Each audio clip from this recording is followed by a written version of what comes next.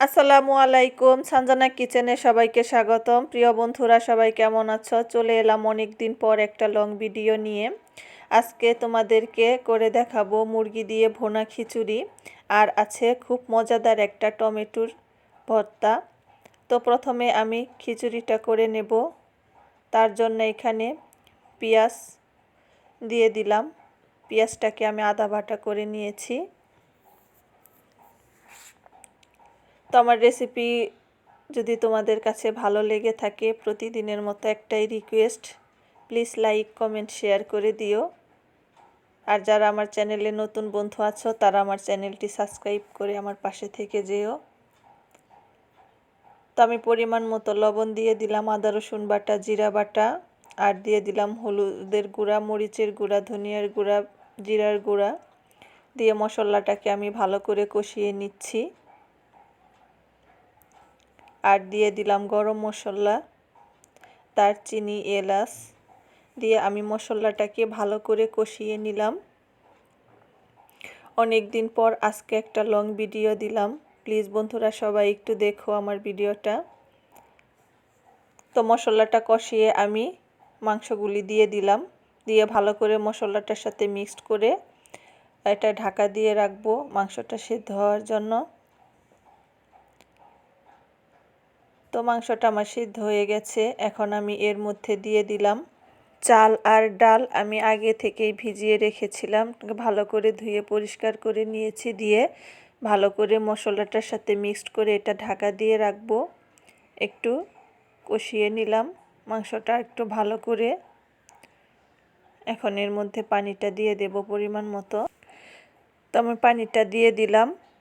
শীতের দিনে গরম গরম খিচুড়ি খেতে কিন্তু খুবই ভালো লাগে। তো এদিকে আমার খিচুড়িটা হোক, এখন আমি চলে যাব ভর্তা করব। আসলে আমার কোনো ভিডিওই করা নেই, এর জন্য আমি এটাই তোমাদের সাথে শেয়ার করলাম। তো এটা আমি ঢাকা দিয়ে ভাপে বসিয়ে দিয়েছি, ওটা আস্তে আস্তে হোক। আর এদিকে আমি এরকম মজাদার একটা টমেটোর ভর্তা করব। তো আমি টমেটোগুলো এরকম করে ধুয়ে কেটে নিয়েছি। এখন চলে যাচ্ছি চুলায়, একটা তাওয়া বসিয়ে এর মধ্যে টমেটোগুলো দিয়ে দিলাম। দিয়ে পানিটা একটু শুকিয়ে গেলে এর উপর দিয়ে আমি সর্ষের তেল দিয়ে দেব। দিয়ে টমেটোগুলোকে আমি ভালো করে পুড়িয়ে নেব।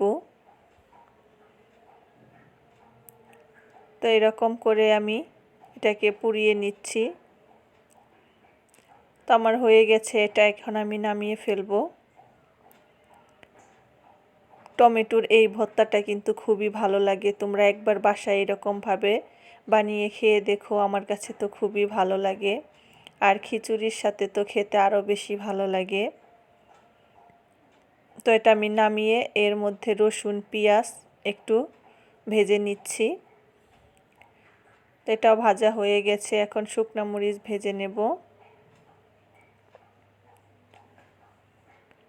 এটা তোমরা হাত দিয়েও করা যায়, আবার পাটায় বেটেও করা যায়, ব্লেন্ডারেও করা যায়, কিন্তু ভর্তাটা কিন্তু পাটায় বাটলেই বেশি ভালো লাগে আমার কাছে। তো আমি সব কিছু ভেজে নিয়েছি, এখন পাটায় বেটে নিচ্ছি।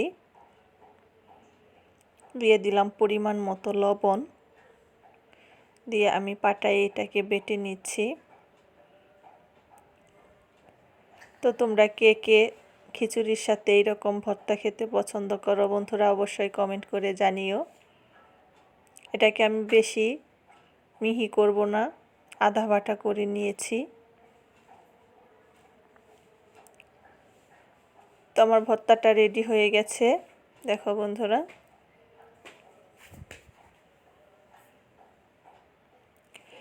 এই ভর্তাটা খেতে কিন্তু খুবই ভালো লাগে, টক টক, আমার কাছে তো খুবই ভালো লাগে।